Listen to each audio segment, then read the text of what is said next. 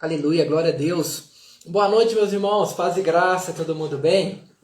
Prazer estar com vocês aqui, viu? Vamos lá começar o nosso oitavo Papo de Cristão. Graças a Deus, aqui mais uma vez. Glória a Deus. Conseguindo me ouvir, Mário? Tranquilo, tá bom, melhorou. Ótimo, graças a Deus. Irmão Maílson está conosco, o pessoal da nossa igreja está conosco, nossos familiares estão aqui conosco, graças a Deus. É um prazer ter todos vocês aqui conosco nessa noite, em nome de Jesus. Como eu disse, muito obrigado, tá, Mike, por estar conosco aqui mais uma vez. Todos que estão chegando aí, graças a Deus, sejam todos muito bem-vindos, sejam todos muito abençoados nessa noite. Para quem não conhece, meus irmãos, o irmão Maicon Rodrigues é meu cunhado, e além de meu cunhado, é meu amigo pessoal, uma pessoa que eu tenho total confiança, uma pessoa que eu amo muito de coração. É policial militar, é professor de teologia, é também escritor, tá? Tá lançando aí uma bênção aí para abençoar a vida dos irmãos que gostam de estudo assim como nós. Então, é uma pessoa muito gabaritada para estar conosco aqui hoje, igual todos os outros que já passaram aqui. Então, eu tenho certeza que esse episódio vai ser muito edificante. Tudo bem com você, Maico? Família, tudo ótimo? Ô meu irmão, a paz do Senhor, é um prazer, tá? O prazer é todo meu estar conversando contigo aí. A paz do Senhor Jesus para todos que já chegaram. Muito feliz pela audiência, muita gente falou que vai participar, acredito que ao longo que a live for passando aí vai aumentar aí a audiência. Todavia, né, estamos aqui felizes para bater aquele papo cristão, né? Fazer com que Cristo seja glorificado. A palavra do Senhor diz que a boca fala do que o coração está cheio. Então, meu desejo é que venhamos falar de Cristo, do nosso Senhor Jesus Cristo, e que ele seja glorificado através disso tudo aí. Só ressaltando aí, tudo que você disse aí, obviamente é a graça, né, misericórdia do Senhor Jesus Cristo. Não tem outra palavra para definir, para descrever o que vem acontecendo aí na minha vida, né? Grandes realizações, e eu louvo o Senhor por isso aí. Eu sei que é graça e sei que é a promessa do Senhor que foram feitas aí há algum tempo e que estão se cumprindo. Deus é fiel. Graças a Deus, meu irmão. E é muito bom a gente estar de perto, assim, ver o quanto que Deus tem te abençoado, abençoado sua casa, sua vida financeira, sua vida profissional, né, a sua vida espiritual. A gente vê realmente que quando Deus faz uma promessa sobre a vida da gente, realmente Ele é muito fiel para cumprir. Só lembrando nossos irmãos que estão conosco aqui, pessoal, terminando a live, depois você consegue assistir ela novamente no nosso IGTV aqui do Papo de Cristão, tá? Você vai encontrar ela também no YouTube oficial do Papo de Cristão. E também a gente tem os podcasts da live também em todas as plataformas de podcast, tanto o Google Podcast, Apple Podcast e também lá no Spotify, tá? Você consegue escutar os podcasts da live também depois. Então vai estar tudo bem aí, esquematizado, para que você possa rever novamente essa live e divulgar e que o nome de Jesus seja glorificado. Irmão Maico, então sem enseios, a gente sabe que a gente tem uma amizade muito boa e eu gosto de falar isso com as pessoas, que a minha conversão, ela teve um pedaço da mão de Deus sobre a sua vida nela. E por que eu estou dizendo isso? Porque há muitos anos atrás, a gente lá na cidade de Itaquaraçu de Minas, nunca imaginávamos estar onde estamos hoje, né, vivendo o que estamos vivendo hoje, sendo quem nós somos hoje, né? Tem aqui dois irmãos em Cristo, dois amigos, dois pregadores, dois teólogos, dois professores de teologia, e olha o que Deus fez numa pequena garagem e nos trouxe até aqui. Inclusive, o Abner está conosco aqui na live, e é uma Deus, pessoa que estava, bravo, né? Deus. Pois é uma das pessoas que estavam lá no dia que Deus revelou isso sobre nossas vidas. Eu sei que algo vai se cumprir na vida dele. E aí, Maico, já de cara eu gostaria de te perguntar, dentro da sua proporção racional como ser humano, você imaginava estar onde você está hoje e ser quem você é hoje? Não, a verdade é que é até interessante, né? Você citou aí aquele episódio que aconteceu conosco. Em breve a gente pode falar um pouquinho acerca disso, mas respondendo aí a sua pergunta, Deus supera sempre as nossas expectativas, né? Eu posso dizer que tinha um anseio, sim, de servir ao reino do Senhor com as ministrações. Ali a gente já estava começando, né, no Ministério da Pregação, na teologia, a gente já começava a conversar acerca da possibilidade de a gente estar começando a estudar, né, ir para o seminário, mas, novamente, o Senhor supera as nossas expectativas e hoje eu tenho vivido muito mais do que eu esperava. Graças a Deus, né, meu irmão? É porque Deus ele age de umas maneiras que a gente não espera, né, Michael? Deus ele vem, nos pega e nos surpreende de uma maneira que nós realmente não esperamos. E olha para você ver que maravilha, irmão. Eu acompanhei o seu trajeto de Belo Horizonte para cá, o trajeto com a sua família, né? Muitas vezes eu fiz parte por inteiro dentro desses trajetos. E eu vi Deus erguer você de uma maneira muito grande. E por que eu estou falando isso? Porque eu te acompanhei, eu vi as lutas que você passou, principalmente financeiramente, né? As pessoas duvidavam da sua capacidade, as pessoas duvidavam até do seu casamento, né? As pessoas duvidavam daquilo que o Michael poderia ser. As pessoas olhavam para o Michael e diziam, não, esse Michael não tem como dar certo, esse Michael não tem como dar em nada.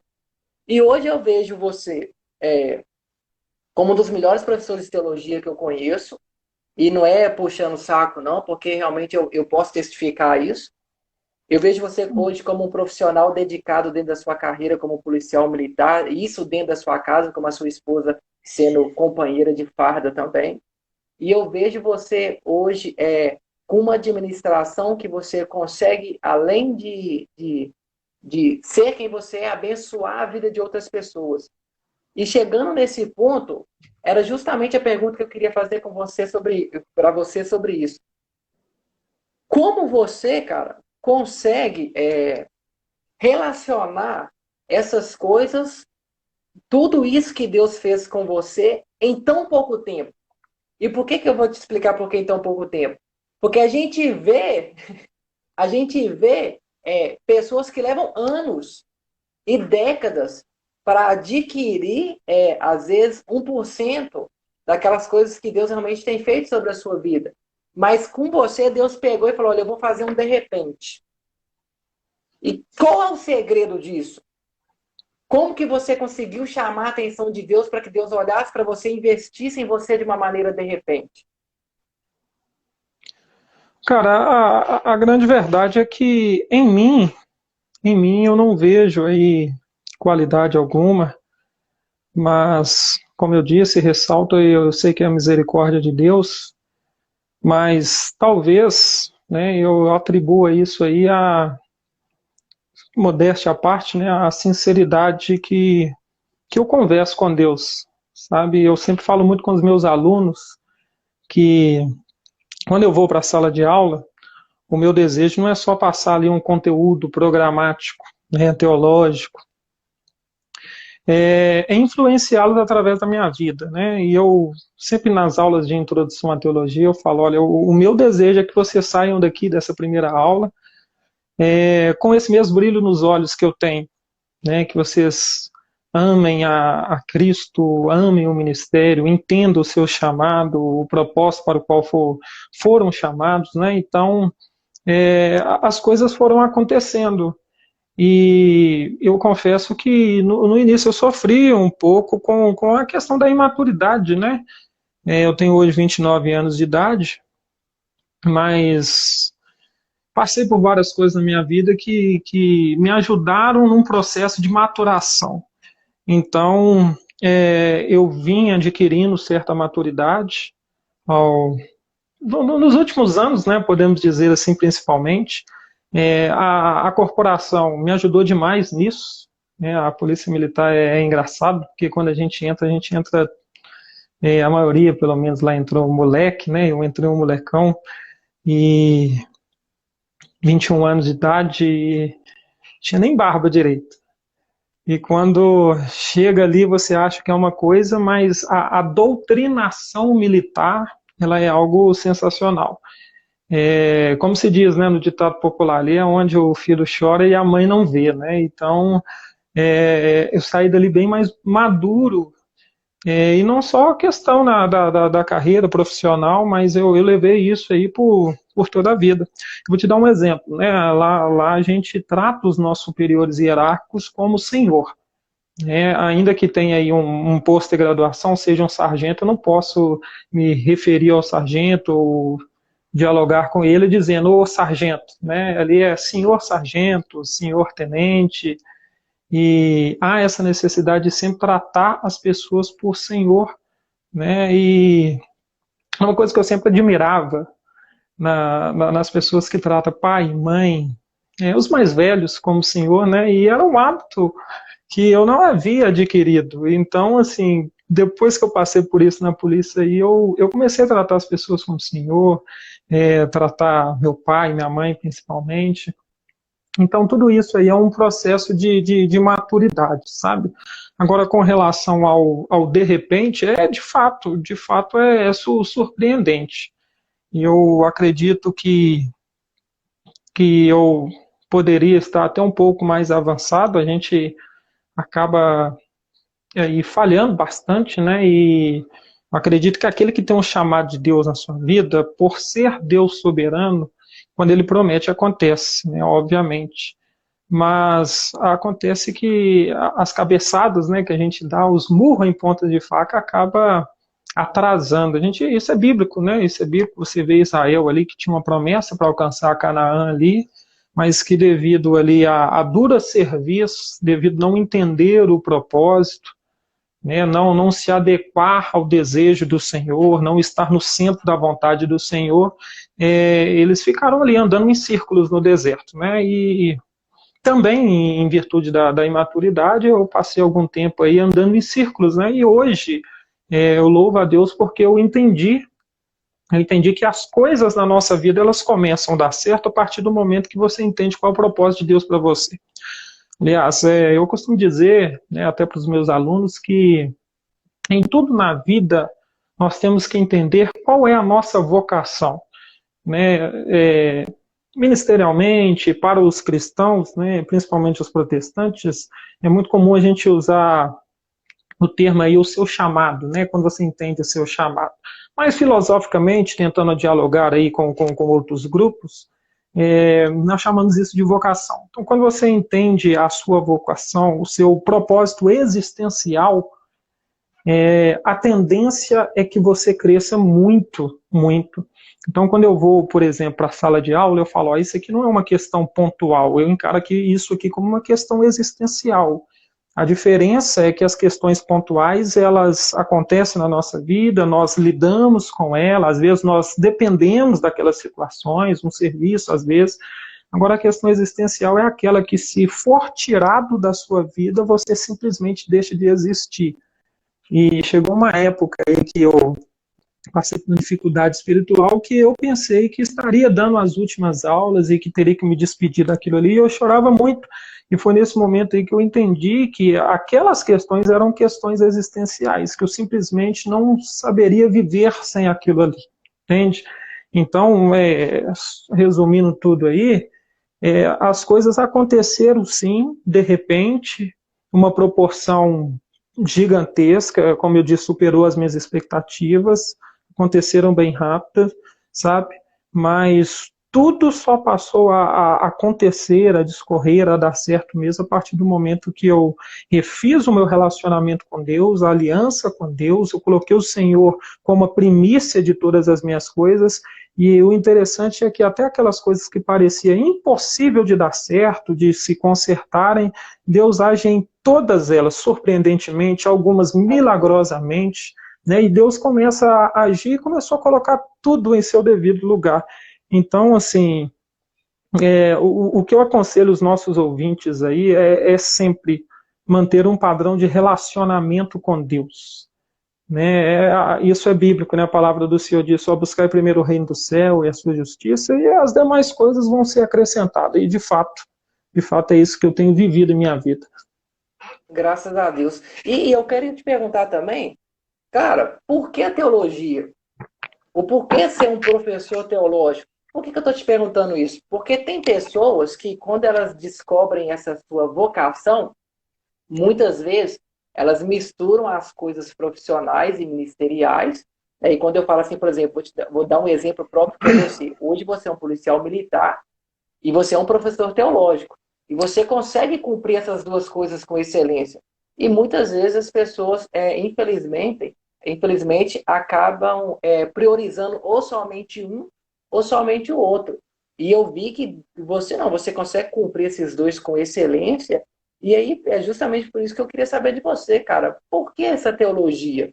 O que fez você sair da sala de teologia como um aluno formado e hoje está à frente da turma, realmente lecionando para eles e mostrando para eles muito mais do que nós aprendemos e com esse ensinamento que é muito louvável vindo da parte de Deus sobre a sua vida. Vamos lá. Então, se eu perder o feeling aqui, a linha de raciocínio, você me relembra a sua pergunta, tá? Porque é necessário a gente retornar um pouco no tempo aí para nós nos contextualizarmos, né? Antes de mais nada, eu tenho que dizer que não é fácil, tá? Conciliar aí a profissão, sobretudo a minha profissão, não é que seja melhor do que qualquer profissão, mas é algo que exige muito psicologicamente, exige muito fisicamente, exige muito do nosso tempo, sabe? É bastante estressante, mais para frente nós vamos conversar um pouco mais, eu acredito que essa pergunta também esteja na pauta aí, né? Sim. Mas, voltando aí então à pergunta, né, o porquê teologia, aí nós vamos falar um pouquinho sobre aquela história da garagem, né? Eu me lembro que nós congregávamos todos lá em Taquaraçu de Minas, na Assembleia de Deus ali, na ocasião meu pai pastoreava, e sempre houve uma dificuldade bem grande pelo fato de ser filho de pastor, né? Eles falam que filho de pastor não tem nem nome, né? É sempre conhecido como o filho do pastor. Mas eu tenho que admitir que eu, na minha imaturidade, eu era uma pessoa aí bem revoltada, né? Eu sou nascido e criado no Evangelho, mas eu fazia questão de protestar, né, em alguns sentidos, essa cobrança que era muito para os filhos do pastor, né? A visibilidade é muito grande em cima da família do pastor também. E eu usava, né, aquele cabelão moicano, né, escova, na época era escova, né, no cabelo masculino, você fazia escova, você passava aquela pasta amarela, que eu nem lembro o nome daquilo lá mais, e arrepiava, e eu usava aquele cabelão assim, e quando chegava no culto ali, né, aquelas irmãzinhas da Assembleia de Deus e tudo, as irmãzinhas faltava expulsar demônio, né, tinha alguns, né, Luiz Cláudio, que se diga, né? E eles até chegavam e colocavam a mão na cabeça mesmo, achando que a gente tinha algum tipo de demônio ali, alguma coisa assim. Mas é uma questão de adolescente, né? Uma questão de adolescente. Sim. Então, eu sofria muito preconceito, a visibilidade era muito grande e eu também não ficava para trás e acabava reagindo, né? De uma maneira bem imatura. E eu me lembro que determinado dia, né, nós saímos do culto, um culto abençoado, e a gente voltava, né, aquele céu estrelado lá, e o culto foi tão tremendo que o Espírito Santo, ele continuou conosco, nos acompanhando ali. Eu lembro que a gente vinha conversando, e nós começamos a projetar o nosso futuro no sentido ministerial, né, da coisa. Então, nós começamos a falar, se Deus nos usasse, né, e se o projeto de Deus for nos usar para ganhar almas, para influenciar jovens e tudo. E eu me lembro que naquele momento nós sentimos a presença do Espírito Santo. Eu não sei se você se lembra, a presença foi tão grande que no meio da rua mesmo nós tivemos que sentar no passeio, né, da rua e caímos em lágrimas, literalmente chorando mesmo. Aquele grupo era eu, o Bill, você, a Janaína, né? E nós começamos a chorar e a presença de Deus tomou a gente e subindo ali, né, pro bairro onde meu pai morava, nós entramos na garagem e todos nós ajoelhamos, né? Ajoelhamos e continuamos aquela oração. E então foi quando salvo engano foi a Janaína, que tinha também o dom de profecia, e Deus levantou ela para falar que estava levantando aquele grupo de pessoas, como pregadores, como levitas, e que nós iríamos inclusive dividir, né, plataformas aí, púlpitos de igreja, fazendo a obra do Senhor. E a profecia, né, tem alguns aí, os nossos irmãos tradicionais, por exemplo, eles têm um certo receio, né, um certo ranço com relação ao dom de profecia, em vão. É bíblico, né? A gente reconhece que tem algumas pessoas que extrapolam, passam realmente do limite, mas eu tenho na minha concepção, né, e acredito que seja bíblica, que a profecia ela tem que ser julgada, né? Você não tem que simplesmente chegar e rejeitar o dom de profecia ou a profecia. Você recebe aquilo ali, desde que seja bíblico, desde que não seja imoral, você recebe aquilo ali e então você julga aquela profecia, espera o tempo passar para ver se realmente vai acontecer. E de fato aconteceu, era da parte de Deus, né? Que depois disso nós começamos a pregar, nós pregamos em outras cidades, nos encontramos, né, em congressos. Então, tudo isso aí foi a prova de que Deus realmente estava nos chamando, né, para aquilo ali. E foi daí, né, não sei se você se lembra, foi depois disso aí que nós falamos, já que nós vamos, então, iniciar no Ministério da Pregação, vamos estudar teologia, né, vamos fazer o que muitas pessoas não estão fazendo. E não era Cara, simples. eu comentei sobre isso hoje, eu estava ministrando lá na minha igreja, minha pastora tá até aí na live. Eu falei, quanto que a gente era louco.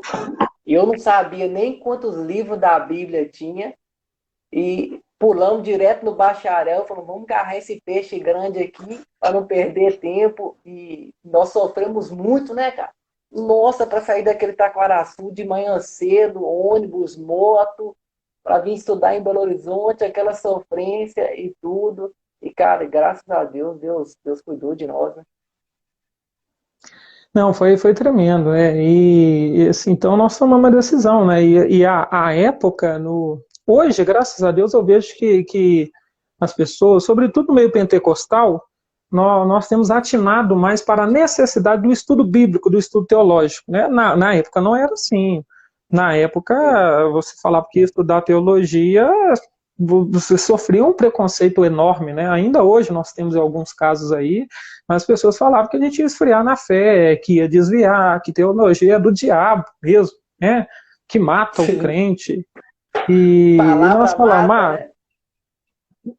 isso, a letra mata, né? A letra mata o Espírito vivifica, como se o apóstolo Paulo, um dos mais eruditos aí da Bíblia Sagrada, fosse falar algo acerca do estudo. Obviamente que aquilo ali é um erro, um equívoco de interpretação, né? Mas, enfim, as pessoas usam ainda hoje, alguns, e usavam muito na época, e se eu já estava em evidência, depois disso entrei ainda mais, né? Então, sei lá, vamos lá, e viemos na época, né, no Templo Central ali, o Instituto Carpos, e nós fizemos a nossa inscrição e começamos. Assim, sem dinheiro nenhum, né? A verdade é que a gente não tinha um serviço, a gente não tinha dinheiro, o que a gente tinha fé. Até esperança de que as coisas dariam certo, né? E o curso era a modalidade sempre presencial, e uma semana a gente tinha que vir para Belo Horizonte e frequentar a semana inteira a aula ali, né? E vamos, né? Então nós viemos e começamos. Agora a questão do porquê teologia, então eu acredito que seja mais em virtude disso mesmo. Eu falei, poxa, já que eu vou iniciar a pregação, eu vou me qualificar, né? Um grande problema da igreja evangélica é que, dos cristãos no geral, né, que as pessoas espiritualizam muito as coisas, esquece que algumas coisas competem a nós. Por exemplo, se você é um pregador, você tem que estudar a Bíblia, você tem que estudar mesmo teologia, você tem que adquirir materiais, estudar comentários, e você tem que se aprofundar naquele estudo. E olha que na época, obviamente, não tinha nem aí o propósito de ser professor ainda, né? Mas já que eu iria pregar, né, ensinar a Bíblia, eu deveria primeiro aprender. Eu deveria me qualificar para isso, né? Então foi esse o consenso que nós chegamos e falamos, então vamos estudar teologia. E o primeiro curso superior, né? Nós havíamos acabado praticamente de sair ali do ensino médio, formar no ensino médio, e a gente falou, vamos estudar. E eu me lembro que teve um trabalho na época lá, hoje é o terceiro ano, né? Na época ali, quando a gente estava para formar, eu lembro que teve um trabalho falando ali, qual profissão que você vai investir, qual área, Nossa. né, qual carreira que você vai investir, né? A gente falou, a ciência da computação, lê do engano, né? É uma crassa ignorância mesmo, porque o Senhor, ele nos surpreendeu, né? E olha o que nós vamos estudar teologia, né? Então, assim, para muitos, quando eu falava para amigos, por exemplo, falava, você vai ser padre? Você vai ser pastor? Sim, Você todo mundo só perguntava isso. Vai estudar teologia, né? Porque as pessoas, elas não têm um conceito bem formado acerca de teologia, né? É uma ciência, inclusive, assim, uma ciência muito vasta, que se você for um bom teólogo, você dialoga com várias outras ciências, por que não dizer todas as outras ciências, entendeu? É lógico que exige muito do estudante ali. O teólogo, ele sempre está em formação, sempre está em formação. Eu falo com os meus irmãos aí, né, que eu tenho aí 9 para 10 anos de estudo teológico e que eu me considero um projeto embrionário. Na verdade, eu estou engateando, né, no que diz respeito à teologia, mas a gente segue estudando. Então foi isso aí, meu irmão. Eu fiz teologia voltado para a área ministerial, tá? Porque a gente tem a área acadêmica também, científica, mas não fiz para lecionar, eu fiz para me qualificar ministerialmente a fim de levar a palavra às pessoas. E olha para você ver, Michael, é assim que Deus realmente faz, cara. É por isso que a gente tem que ter ousadia, a gente tem que ir para dentro, a gente tem que acreditar sempre em coisas maiores, né? No meu caso foi a mesma coisa. Eu lembro que quando eu formei, na outra semana o Walter, né, graças a Deus, uma pessoa que eu louvo muito a vida pela vida dele, me pegou pelo cangote e falou que semana que vem você vai vir lecionar. Ele nem me perguntou assim, que você quer vir? Ele só falou comigo, semana que vem você vai vir lecionar aqui, vai virar professor. E aí, cara, você pensa assim, mas peraí, gente, acabei de formar, vou fazer professor, como é que é? Então, assim, Deus, ele sempre, eu falei sobre isso hoje, cara, ele sempre vai juntar o potencial dele com o seu potencial e vai fazer coisas grandiosas e maravilhosas sobre a nossa vida. Sem dúvida. Deus, pois é, e que Deus, cara, em nome de Jesus, levante mais, né? Mais teólogos, mais ministrantes, mais pregadores, pessoas que realmente têm amor à palavra, poder ministrar ela com excelência. E Michael, deixa eu te fazer uma pergunta que ela é crucial para quem realmente conhece você e para quem está conhecendo agora. Qual conselho você daria para o Michael de 10 anos atrás? Que você diria para você mesmo, se você pudesse voltar no tempo e encontrasse com você na rua, o que você diria para você mesmo? Eu diria, se converte, rapaz. Toma vergonha. Há 10 anos. Como eu disse, né, cara, a gente analisar isso aqui 10 anos adiante é totalmente diferente, né? Dentro daquele contexto, eu era um adolescente. Então, eu não tinha... Deixa eu então só reformular a pergunta. Quando você se converteu, quando nós nos convertemos, na verdade, nós nos convertemos quando a gente se converteu e passou a acreditar no nosso chamado, no ministério, estudar e tudo. O que você diria para esse Michael lá daquele tempo que acreditava nesses sonhos, que buscava, que entrou dentro da escola sem ter um dinheiro para pagar uma mensalidade? O que você diria para esse Michael dessa época se você encontrasse com ele hoje? Sim, não eu vejo muito isso nos meus alunos hoje, sabe? E foi inclusive na oportunidade que eu tive para falar na nossa última formatura, eu falei que quando a gente chega, né, dentro de uma classe, quando a gente é mais jovem, tudo que a gente tem é um objetivo, né? No grego essa palavra se chama telos. Telos é você ter uma direção, um objetivo, né? E eu disse para eles que tudo que nós temos no começo é um objetivo. São expectativas e às vezes a gente não tem qualificação, às vezes a gente não tem nem os recursos necessários para que a gente conquiste aquilo que a gente deseja, mas a gente tem fé, né? Então, eu iria estimular, eu diria para o Maico, né, de 10 anos atrás, eu iria estimular, falar, é assim mesmo, o começo é assim mesmo, continue sonhando, continue, sobretudo, acreditando em Deus, continue acreditando no chamado de Deus para a sua vida, né? O chamado tem aquela questão pessoal, não é isso? É óbvio que existe aí um chamado universal, as pessoas podem identificar esse chamado em você mesmo, tem pessoas que inclusive apontam, falam, ó, eu vi que você tem um chamado para isso e tudo, mas ele tem aquela pegada, né, aquela questão pessoal, né, então o que nos move é o nosso chamado, se você tem intimidade com Deus, se você tem conversado com Ele, você tem certeza que foi Deus quem te prometeu aquilo, né, então isso sem dúvida motiva a continuar, então o que eu diria era isso, né, continue, inclusive é um conselho que eu dou aí às pessoas, aos meus alunos, aos nossos ouvintes aí, os que estão nos assistindo aí também, que acreditem, sonhar é muito importante, né? Sonhar é muito Literalmente. importante, a gente não pode deixar de sonhar, a gente não pode deixar de acreditar, é óbvio, sempre nos colocando em nosso devido lugar, colocando Deus acima de tudo, mas não deixar de correr atrás das coisas. Né? Pessoas para tentar te desencorajar, dissuadir dos seus propósitos,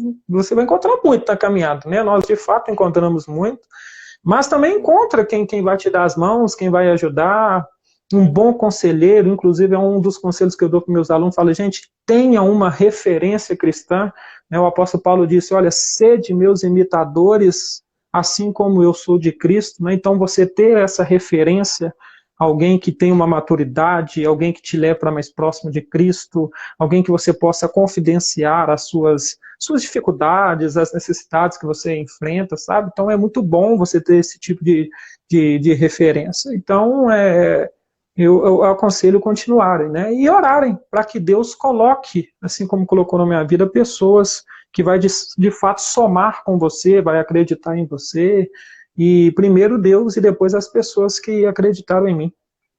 Graças a Deus. E antes da gente passar para a palavra, eu só queria testificar algo aqui que eu acho que é de suma importância, já que a gente está aí, né, é, falando um pouquinho da nossa história, do nosso passado. Eu lembro, cara, e isso é uma coisa que eu não esqueço nunca, que eu levo para a minha vida. No meu terceiro ou quarto mês lá da faculdade, lá, né, do nosso seminário de teologia, cara, eu sem um centavo, devendo 3 parcelas de mensalidade, e eu corria, mano. Cara, quando a secretária passava perto de mim, eu entrava dentro do banheiro, eu fugia, falava que a secretária queria falar comigo, cara, eu mandava falar que eu tinha faltado. Cara, que sofrimento, aquela dificuldade e tudo, e mesmo sem dinheiro para pagar as mensalidades, eu montava na motoca, a gente montava na motoca e a gente vinha estudar. E eu sem saber da onde eu poderia pagar para continuar estudando, sei que o povo realmente me chutasse de lá. E eu lembro que, como se fosse ontem, né? A, a, a menina da secretaria falou comigo, ó, passa lá que eu preciso conversar com você. E eu falei, o quê? Não vou passar lá é nada, não sou bobo.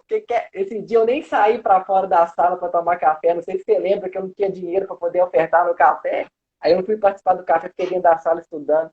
Aí o pessoal chegou com um bilhete da secretaria para mim, né? Que a moça mandou te entregar um bilhete. Falei, lascou, vai me cobrar as mensalidades. E aquele dia, lá na hora que eu abri aquele bilhete, estava escrito, eu sou o Deus que cuida de você e as minhas mensalidades pagas. E posteriormente, né, para glorificar o nome de Deus, né, eu descobri que foi você que tinha feito essa oferta sobre a minha vida. E, cara, isso é um testemunho que eu levo para toda a vida. E se você hoje tem a posição financeira que você tem hoje, e é muito bom as pessoas ouvirem isso aqui que eu estou falando, é porque você semeou numa terra muito fértil. E essa terra, eu não estou falando eu, Sandro, entendeu? Você investiu no reino de Deus. Né? Você acendeu uma chama dentro de mim que ela tinha todos os motivos para serem apagadas. É um dia memorável, por isso que eu preciso citar ela aqui. E hoje as pessoas dizem, né? Ah, mas hoje as coisas são. Talvez já devem até ter falado isso com você, né? Talvez as coisas para o Michael é mais fácil porque ele é policial, porque ele tem um É salário mesmo. assim, assim, assado, né? Mas não sabe onde você plantou, onde você semeou. Então, tornando a dizer, né, muita coisa do que eu sou hoje, Deus te usou em várias áreas para poder permitir que eu esteja aqui. Eu glorifico muito a Deus sobre essa vida, sobre a sua vida, e que isso sirva de incentivo para que as pessoas invistam no reino dos céus, que é o melhor investimento que as pessoas podem fazer. É muito interessante, né? Eu não queria que você soubesse disso, né? Que fui eu quem pagou, né? Que as mensalidades lá. Cara, mas eu só O descobri mesmo pessoal, porque você me contou, viu? Porque eu não, ninguém me contou, cara. Eu fiquei naquele enigma há muito tempo, cara. eu, Você realmente que eu, me contou, porque eu não sabia. eu vi que você começou a especular demais, né? Inclusive, eu me lembro que na época o que me motivou a contar foi o seguinte: você falou, não, tá errado, eu tenho que ir lá porque tá errado, isso aqui deve ser outra pessoa que Sim, pagou e eles colocou meu nome lá e tudo. Eu falei, não faça isso não. Eu falei, então eu vou te contar o que aconteceu. verdade. E, eu lembro que você veio, cara. Teve uma vez que você veio, você se acidentou de moto ainda, cara. Eu não Sim, sei se você lembra nossa, disso. Nossa, e teve que. Eu acho que a moto era até emprestada, salvo engano, que era você emprestada, cara. teve que pagar o conserto da moto lá e tudo ainda. Aí Era apertou ainda emprestada, mais a velho. situação, né? Mas eu entendi que a gente entrou naquele propósito junto, a gente se engajou naquilo ali junto, então por incrível que pareça, né, sobrou um pouco de dinheiro aquele mês, eu quitei as minhas mensalidades e senti de Deus de quitar as suas também. E graças a Deus nós formamos juntos, né, nós formamos juntos. Então, louvado seja Deus por isso. Serve de exemplo, né, para as pessoas aí, e que dificuldades sempre vão aparecer. Sobretudo se você é um acadêmico, né, quem está habituado com a vida acadêmica sabe, né, que são dificuldades demais, sobretudo dificuldades financeiras. Eu sempre falo isso muito com meus alunos, ó, vão aparecer dificuldades de todos os tipos, financeira, mas mantenha-se firme, acreditando em Deus, que as portas vão se abrir, e Deus de fato abre as portas e as coisas acontecem, né?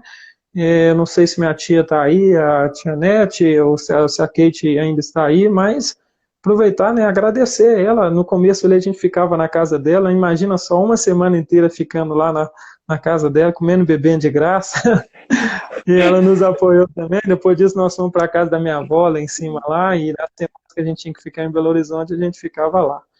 Mas tudo isso para a honra e glória do Senhor, viu?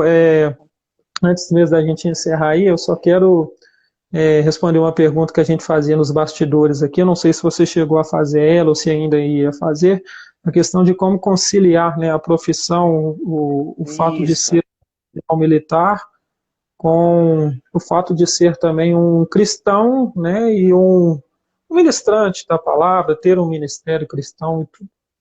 Cara, isso aí também é muito interessante.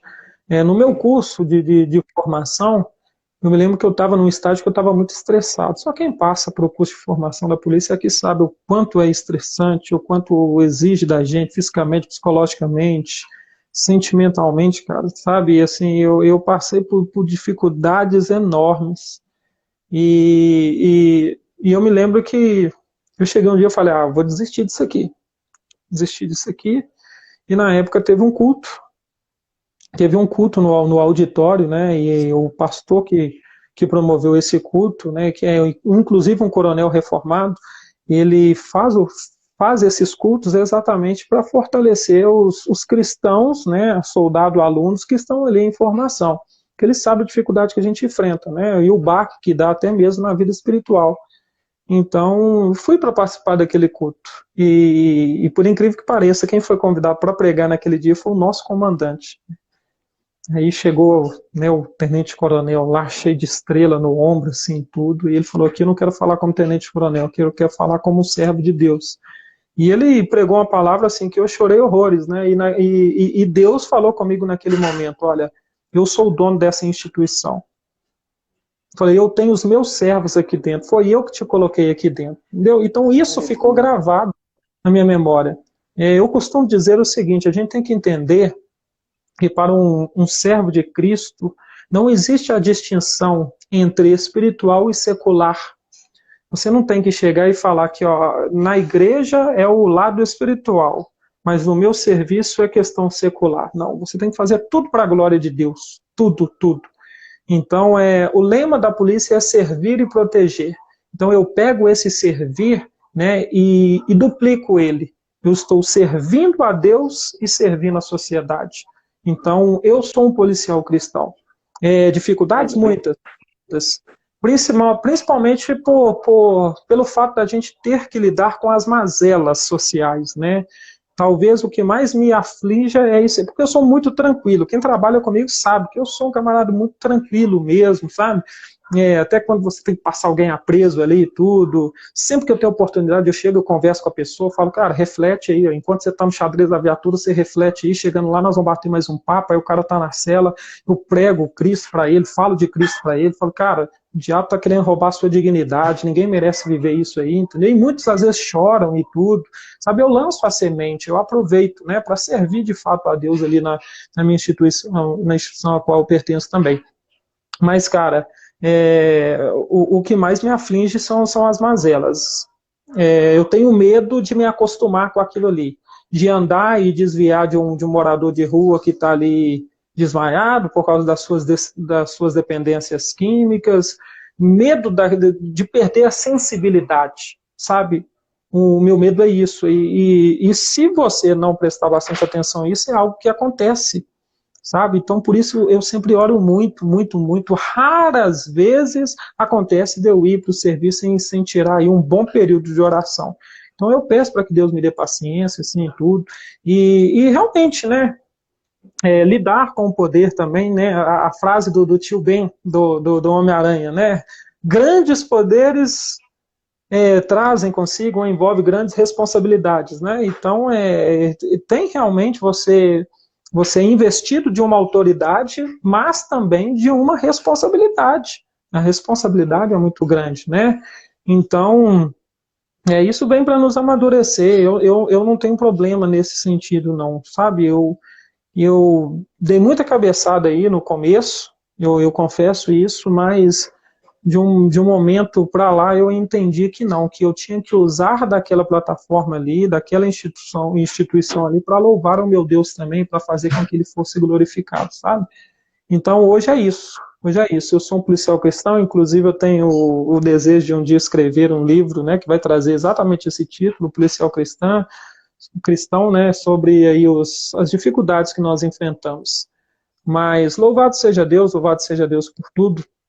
Nós agradecemos o Senhor, eu acredito que a gente está aí, né, para servir, nós somos uma manifestação do Senhor na Terra, essa manifestação ela é representativa, nós representamos Deus aqui na Terra, então nós temos que entender isso. As pessoas ao olhar para nós, elas têm que enxergar Cristo, ela tem que ver Cristo na sua vida, ela tem que ver Cristo na minha vida, independente de eu estar usando uma farda, independente de eu estar usando um uniforme, as pessoas têm que olhar para mim e ver, poxa, aquela pessoa é diferente, eu vejo que aquela pessoa tem Cristo na vida dela. Então eu sigo esse padrão. Amém, glória a Deus, cara. É o exemplo, né, Maicon? É o exemplo, você pregando pelo exemplo. É o que nós todos precisamos, né? O que o cristão de verdade ele precisa aprender, eu gosto muito de falar sobre isso, que o cristão de verdade ele tem que aprender a pregar pelo exemplo que ele dá.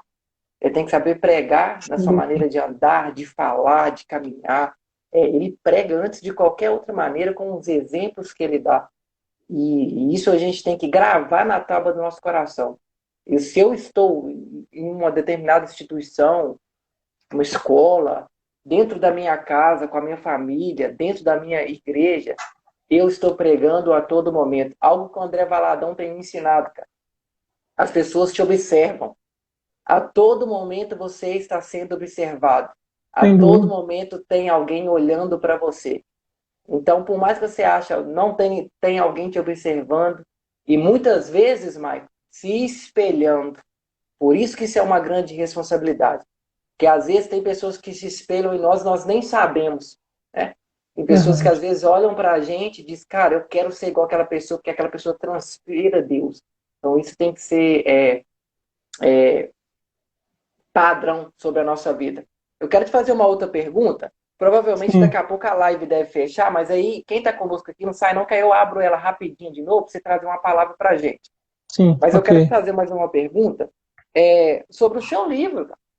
Sobre a sua inspiração, sobre, né, a sua escrita, né? Daqui a um tempo, graças a Deus, você já está lançando ele aí para que o nome de Jesus seja glorificado. E isso é um passo importante, né, para você, um marco importante para você. E eu gostaria que você falasse um pouquinho sobre ele aí, sobre onde você tirou a sua inspiração, né? Esse Sim, projeto, é algo que seja que é para glorificar o nome de Deus. sim, sim, tá bom, né, você falar aí o que a gente pode fazer um jabá, né, um jabazinho aqui, de uma pré-divulgação. Sim, Mas o livro já está pronto, graças a Deus, eu já acabei de escrevê-lo, e agora nós estamos naquele processo de revisão, né? Ninguém escreve sozinho, isso é uma sim. ilusão, além de você ter aqueles autores, aquele referencial teórico que te acompanha, né? Os livros estão aqui atrás, aqui, tá dando para ver aí, né? A Nossos biblioteca, os brinquedinhos, né? materiais, né?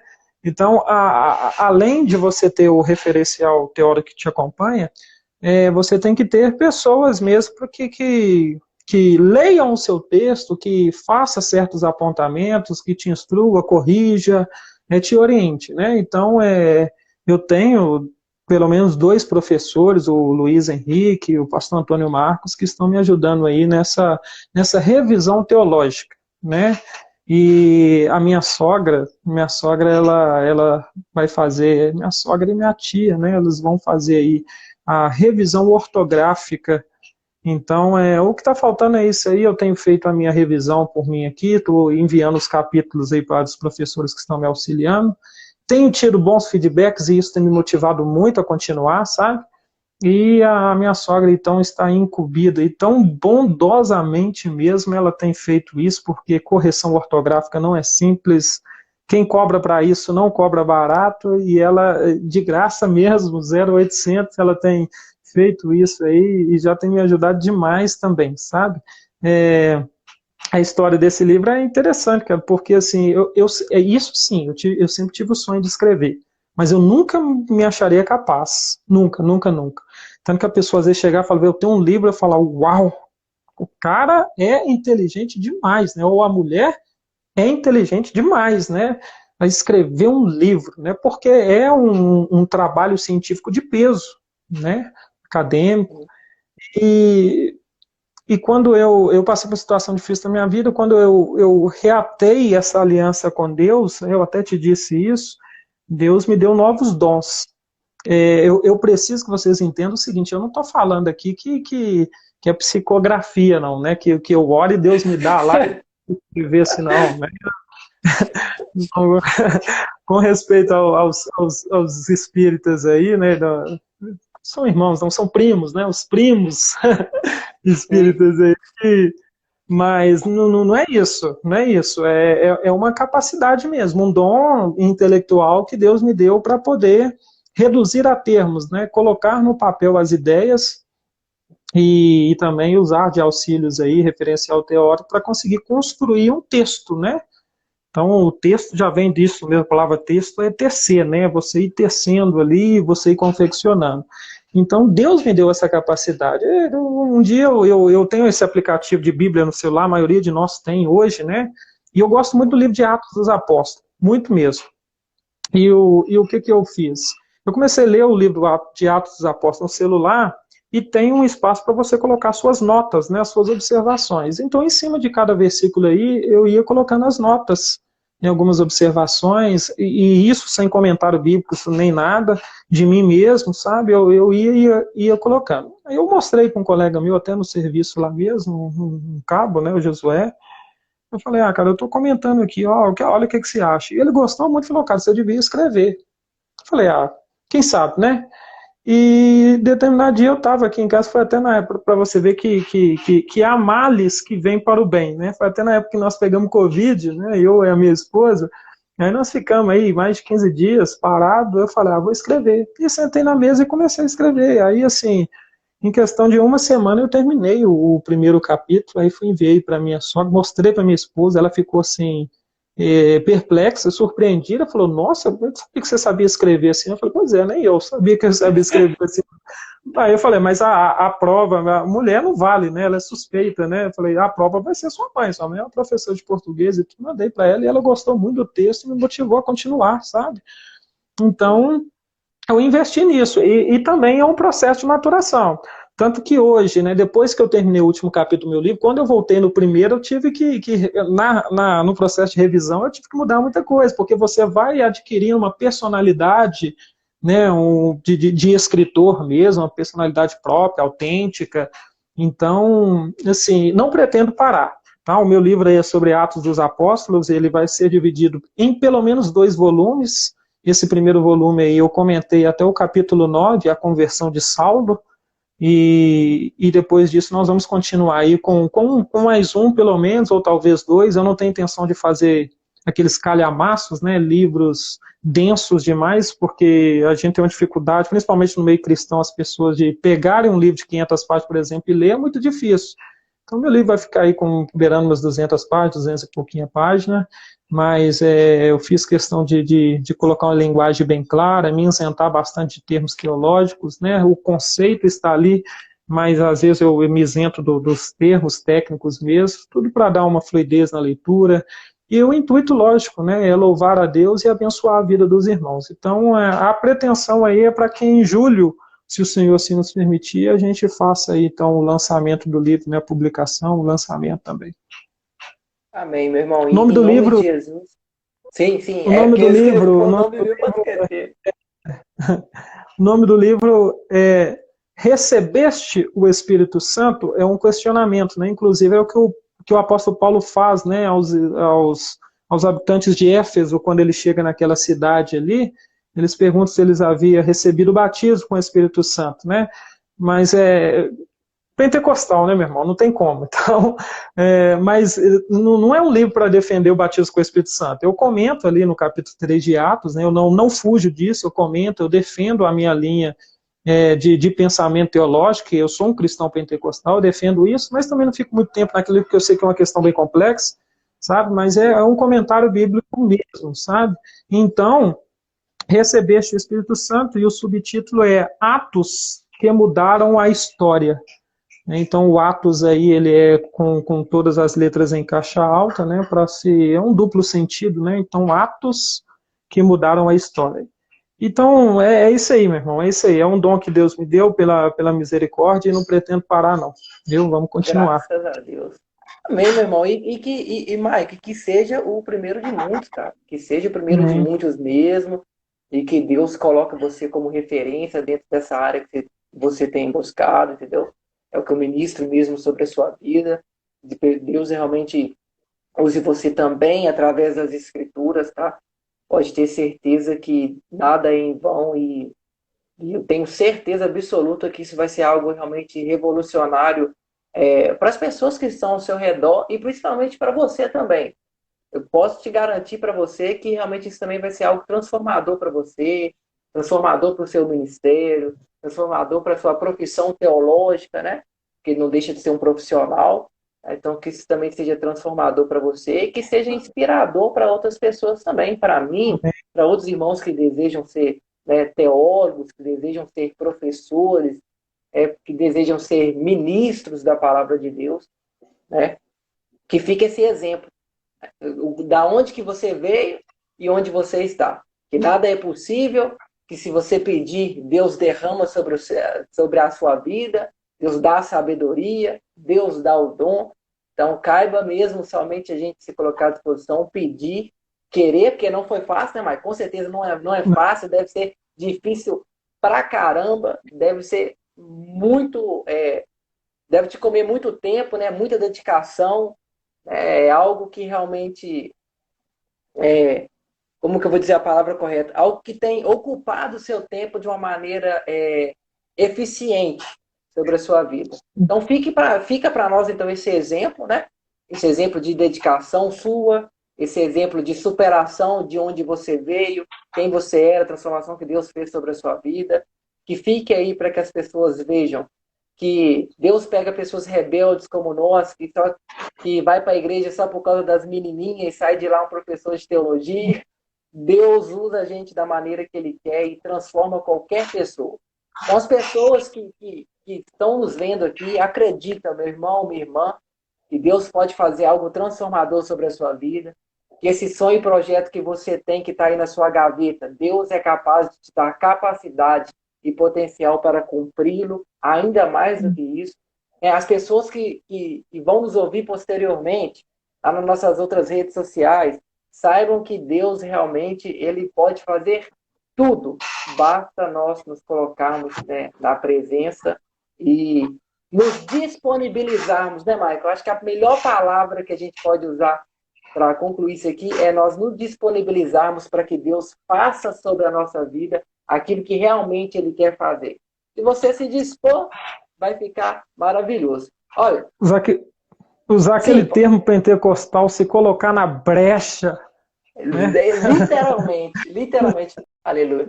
Então, meus irmãos, em nome de Jesus, peguem a Bíblia de vocês aí agora, para que Deus possa realmente usar o nosso irmão Michael agora para que você seja movimentado pelo poder de Deus aqui nessa noite.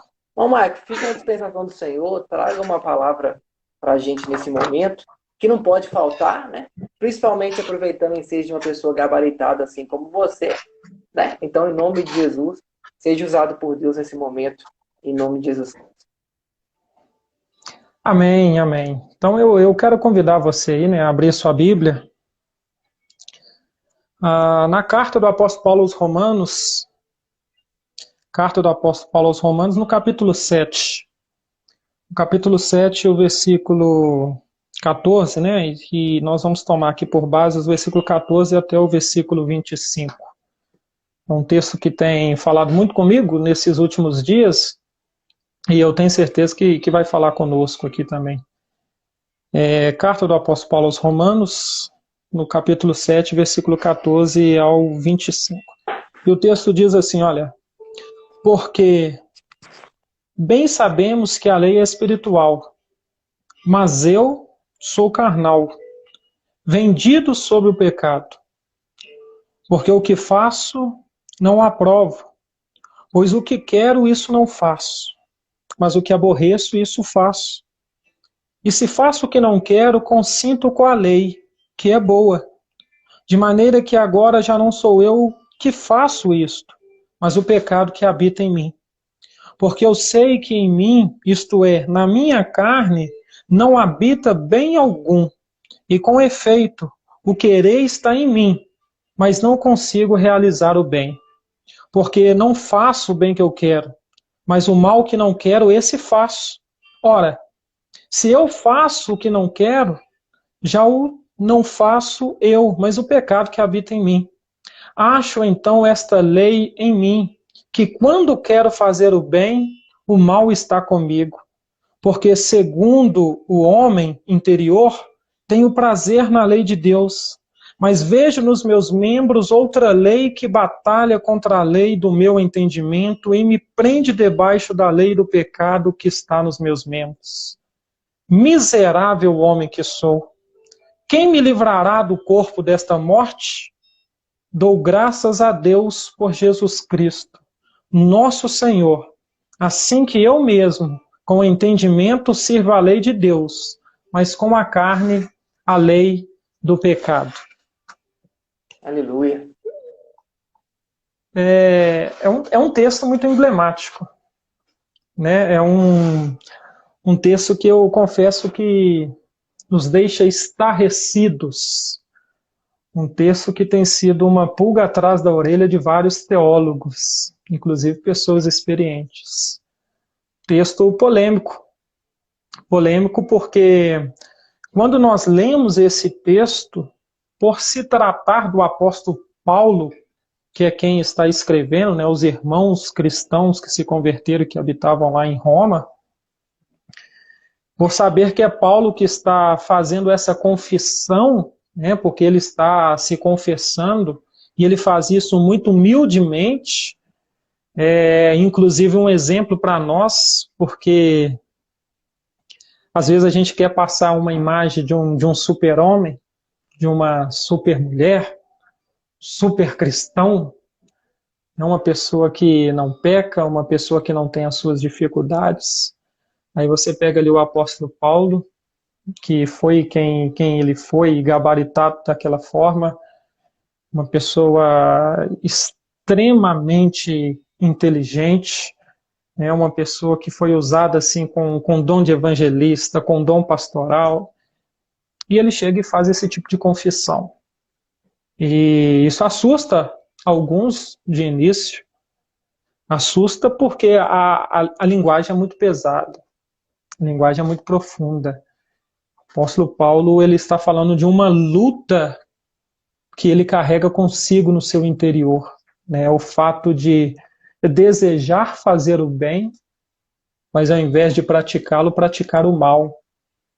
E a pergunta que suscita diante disso, né, alguns teólogos discutem será que o apóstolo Paulo ele não estava falando ali da época que ele era Saulo, né, se bem que a questão de nome aqui não é na verdade para se referir quem ele era antes de se converter e depois Paulo, depois que ele converte, não é isso o intuito dele trocar o nome, mas nós não vamos entrar nesse mérito agora.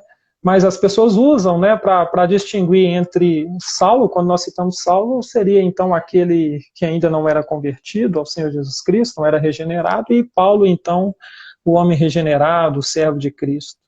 Então, alguns dizem, será que não era na época que ele era Saulo? Será que não era na época que ele não era convertido ao Senhor? Será que ele não está dizendo dessa época? E eu digo que não. Eu sou daqueles que defendem a linha de que quem está falando aqui seria então o apóstolo Paulo mesmo, convertido, regenerado pelo Senhor, tendo o Espírito Santo habitando em seu coração. É interessante porque quanto mais íntimos de Deus nós estamos, mais nós temos a percepção do pecado, mais o pecado nos ofende. Quanto mais próximo de Deus. E isso aqui é tanto belo quanto bíblico. Você pega Isaías, por exemplo, quando ele tem a visão do Senhor em sua majestade ali, ele grita, ai de mim, que eu vou perecendo. Então o contraste entre a santidade, a majestade de Deus e o pecado, a vileza humana, ele nos deixa atordoados. Esse era o apóstolo Paulo. Ele era íntimo de Deus. E pelo fato de ser íntimo, tão íntimo de Deus, o pecado o incomodava, o ofendia ainda mais. Então ele se pega em um conflito existencial. Ele chega a ser inserido em um conflito existencial. Ele fala, poxa, eu quero fazer o bem, mas eu só pratico o mal. O que está acontecendo, né, comigo? E aqui nós temos que destacar duas questões. Primeiro, que nós chamamos de pecado remanescente. A gente tem que entender que o cristão, está falando de salvo, de verdade, um cristão genuíno, um cristão verdadeiro, que foi regenerado, né, que se converteu, um cristão que possui o Espírito Santo no seu coração, mesmo este cristão, ele possui seus pecados remanescentes. Quando a Bíblia diz que o Senhor ele morreu para nos libertar do pecado, ele nos libertou do poder, do domínio do pecado. A Bíblia diz que outrora, sem Cristo, nós éramos escravos do pecado. Você não podia fazer o bem, tudo que você podia fazer o mal. Agora hoje, na condição de cristão, tendo o Espírito Santo em seu coração, o pecado já não mais te domina. Isso não quer dizer que não existe ainda aquele pecado remanescente. Isso não quer dizer que não existe ainda o pecado que habita em nosso corpo. E é interessante que essa luta é o que caracteriza um verdadeiro cristão. Eu lembro que um dia eu estava ministrando numa igreja no bairro Gávea 2, e no final da ministração veio um jovem e ele me abraçou. Ele me abraçou e falou assim, nossa, que palavra abençoada. Mas eu tenho que te confessar uma coisa. Eu não acho que eu seja um cristão verdadeiro. Eu assustei e perguntei a ele, falei, por que não? Ele falou, porque eu tento fazer as coisas certas, eu quero fazer as coisas certas, eu quero agradar a Deus, mas vira e mexe, eu sou pego desagradando o Senhor. Aí foi eu quem abraçou ele de novo e falei, você é um crente de verdade, meu irmão. Sabe por quê? Porque o que caracteriza um cristão de verdade é a sua luta contra o pecado. É a luta contra o pecado. Se a pessoa ela não tem o Espírito Santo em seu coração, ela peca, ela perpetua o seu pecado e ela vai dormir tranquilo.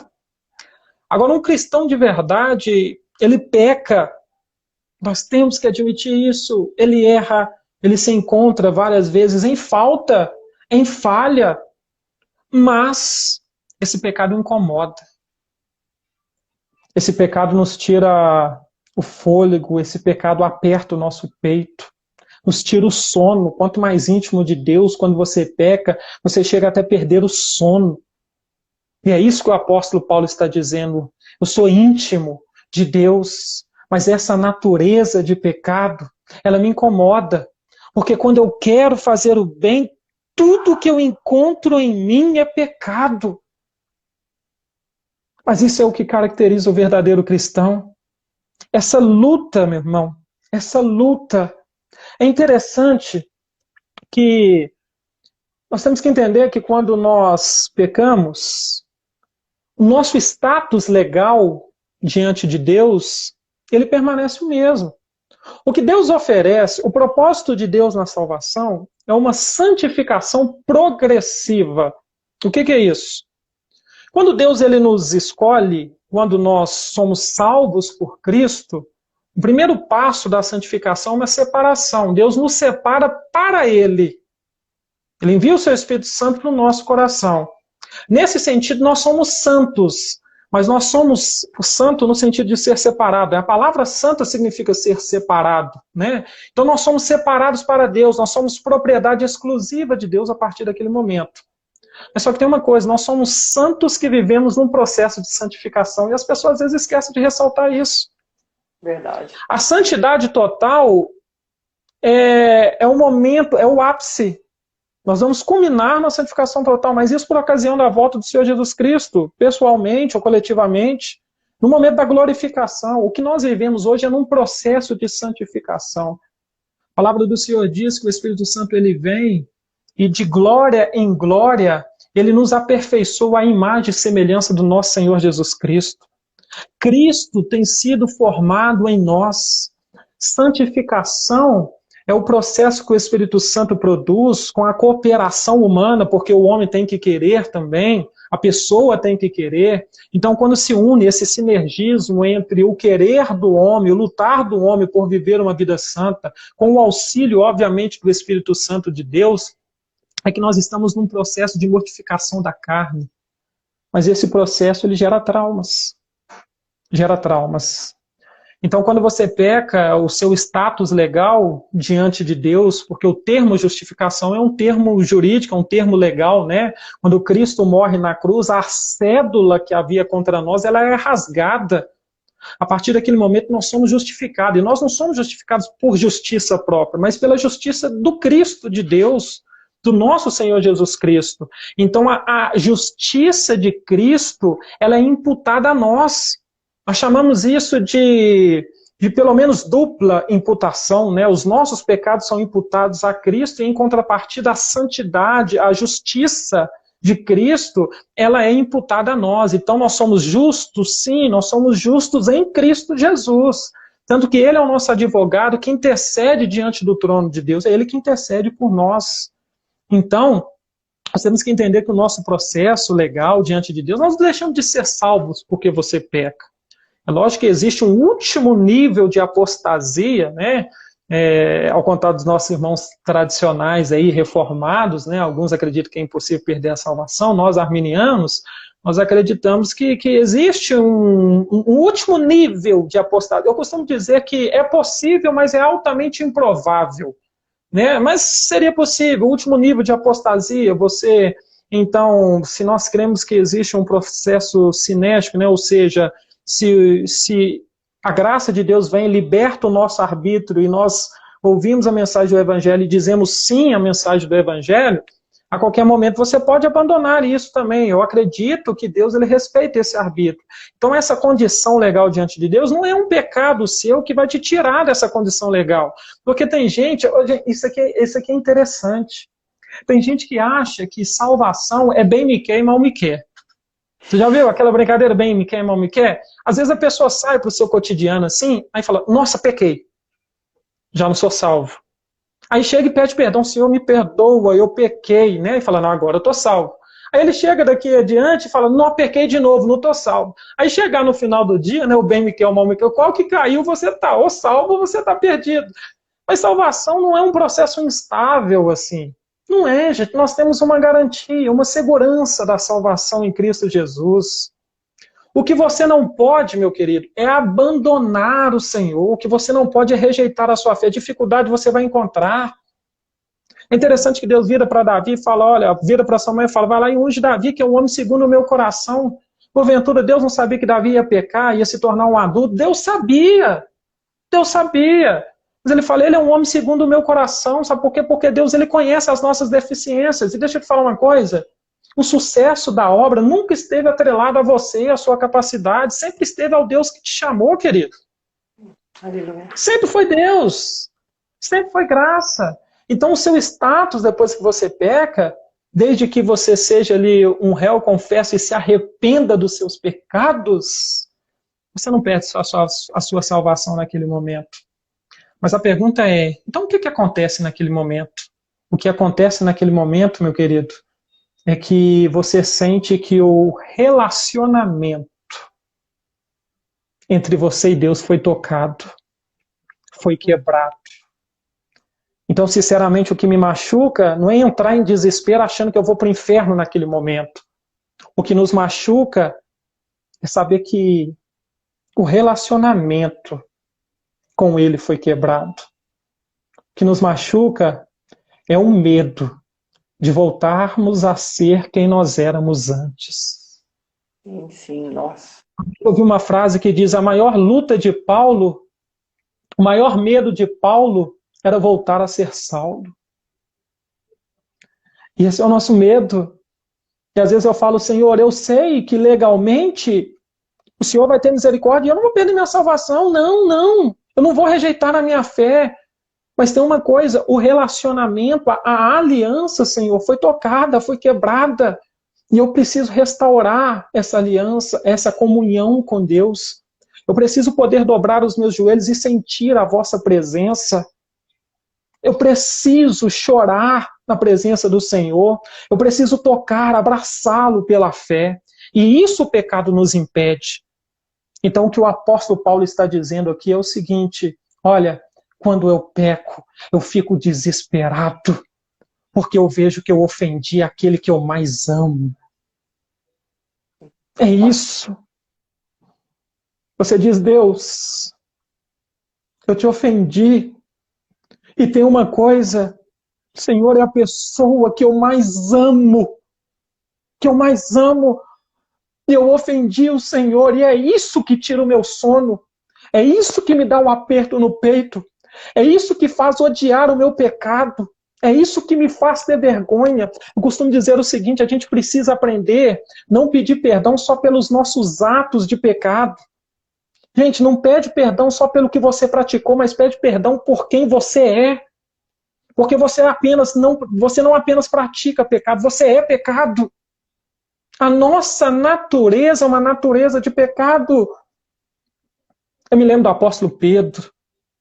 Ele vira para o Senhor Jesus Cristo, né, diante daquele discurso do cenáculo, ele diz, Senhor, eu vou contigo se preciso for até a morte. E o Senhor vira para Pedro e diz, Pedro, o diabo pediu para ser andar convosco, mas só que tem uma coisa, eu intercedi por vós. Gente, é maravilhoso. Olha o que o Senhor Jesus está dizendo. Fala, olha, Pedro, eu não proibi o diabo de ser andar convosco, mas tem uma coisa, eu intercedi por você.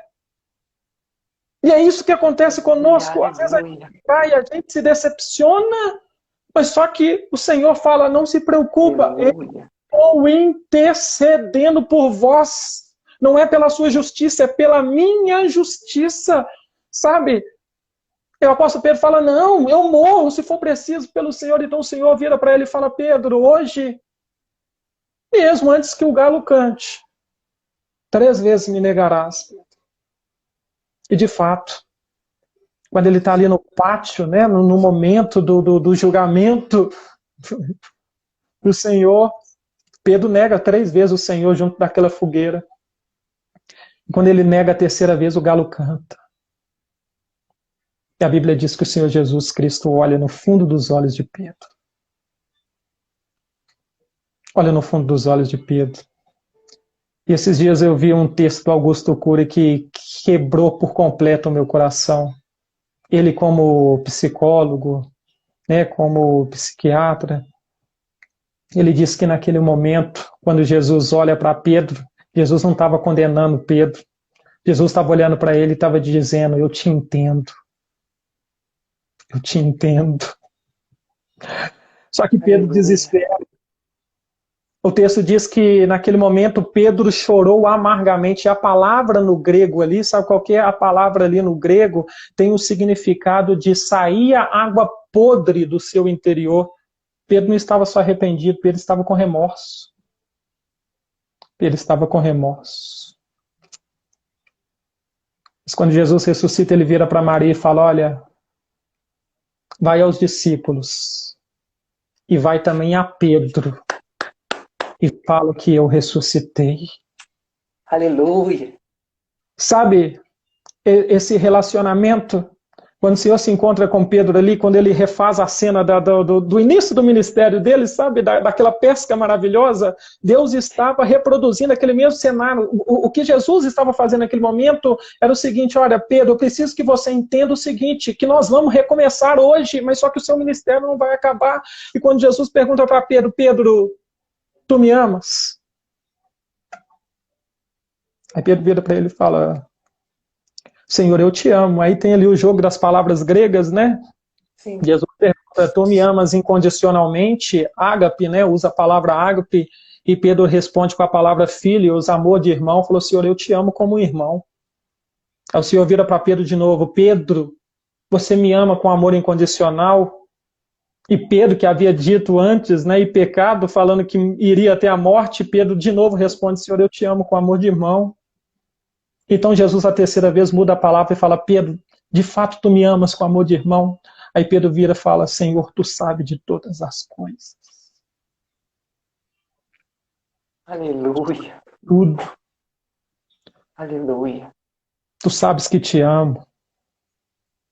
Aleluia. E quando eu me encontro na situação de Paulo, é isso que eu falo com o Senhor Jesus, eu falo, Senhor, eu caí.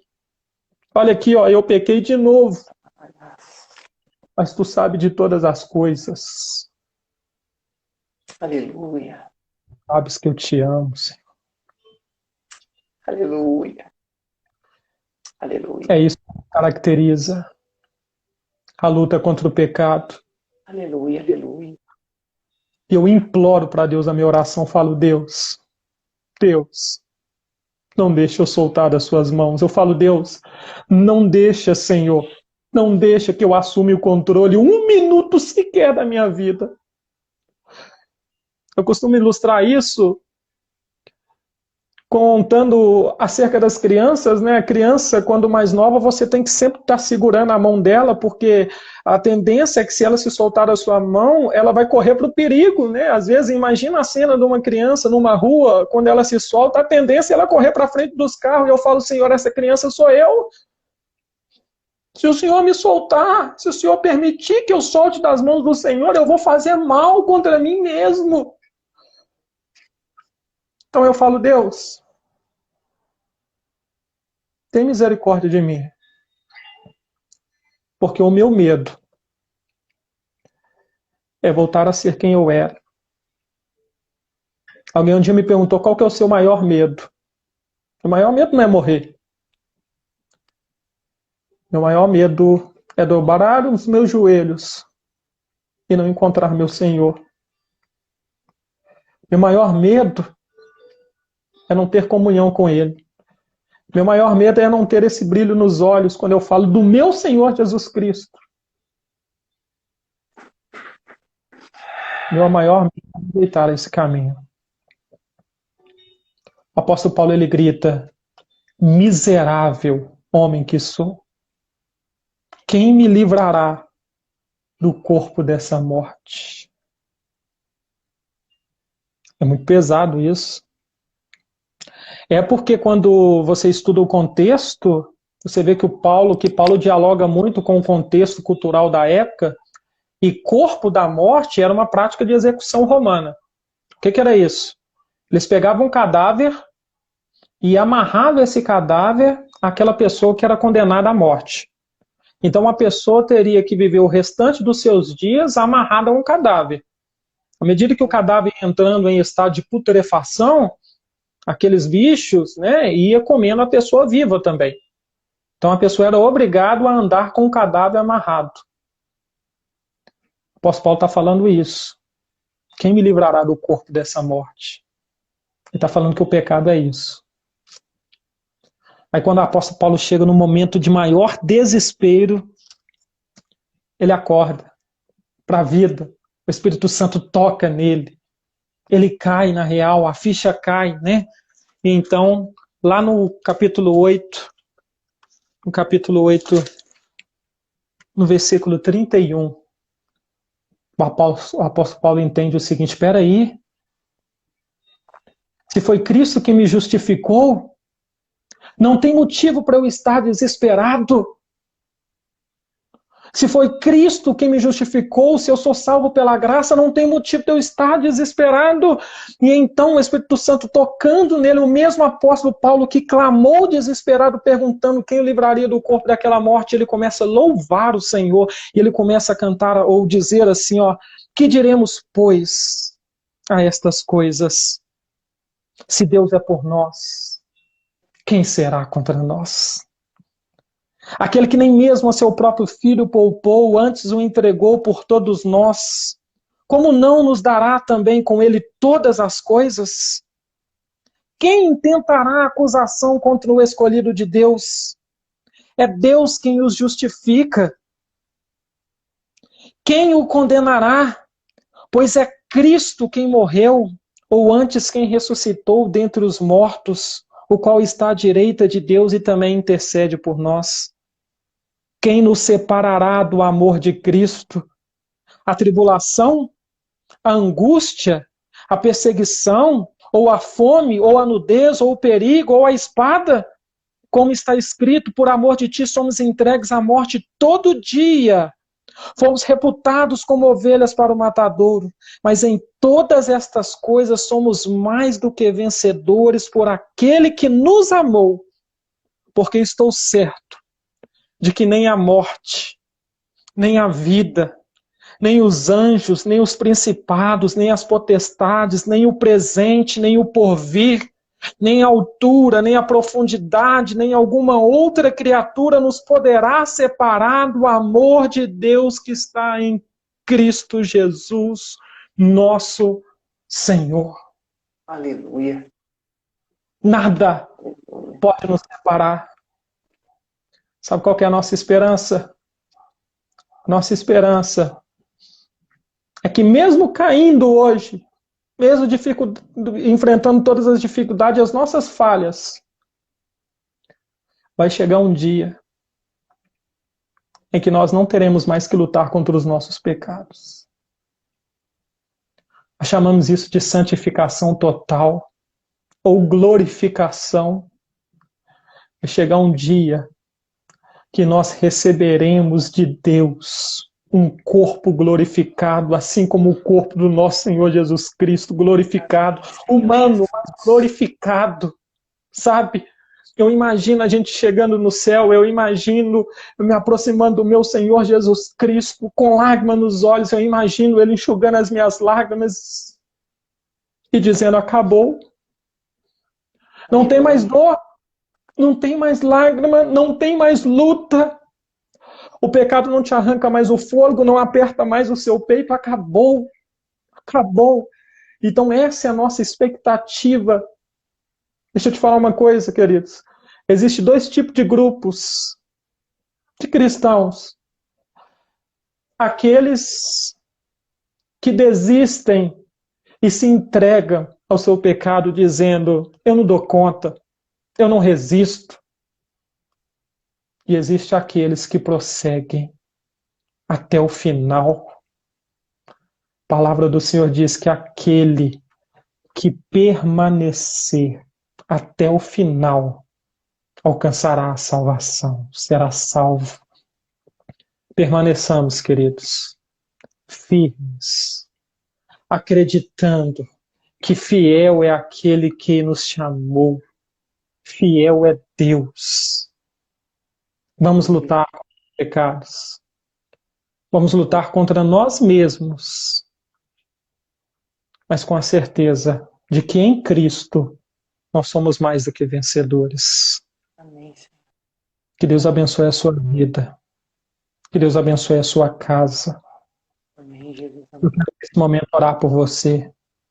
Amém, Quem sabe agora, ou quem vai assistir essa live futuramente, não esteja vivendo exatamente isso.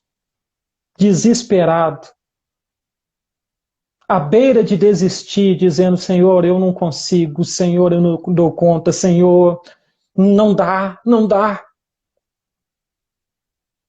Eu quero orar por você, querido, para que você permaneça firme. Cristo está às portas. Eu sei que o meu Redentor vive.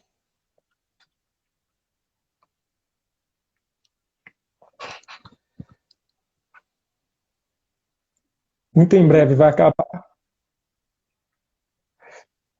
Muito em breve vai acabar todas as mazelas, toda a aflição, Aleluia.